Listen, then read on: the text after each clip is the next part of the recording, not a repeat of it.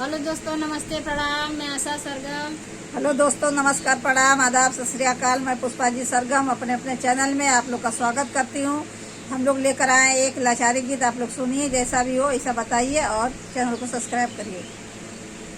सोने के थरियावा बिचावा, सोने के थरियावा बिचावा, जेवाना बनवली हो। सोने के थरियावा बिचावा, सोने के थरियावा बिचावा, जेवाना बनवली हो।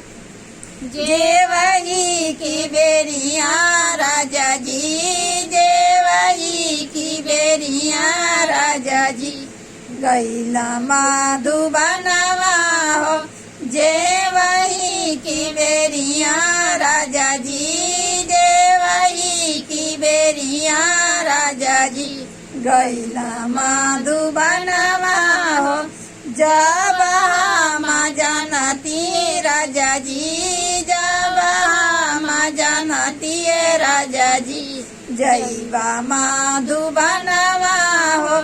जब हम जानती राजा जी, जब हम जानती राजा जी, जैबा मधुबनवा हो।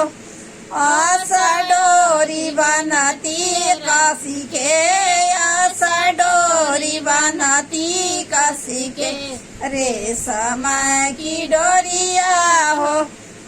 रेशम का डोरिया ये धनिया, रेशम की डोरिया ये धनिया, टूटी फाटी जइया हो।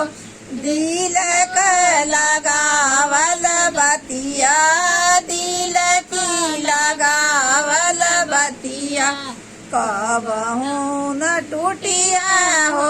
दिल की लगावल बतिया, दिल की लगावल बतिया, कबहू न टूटिया हो। जड़े बड़ुआ भराई हम,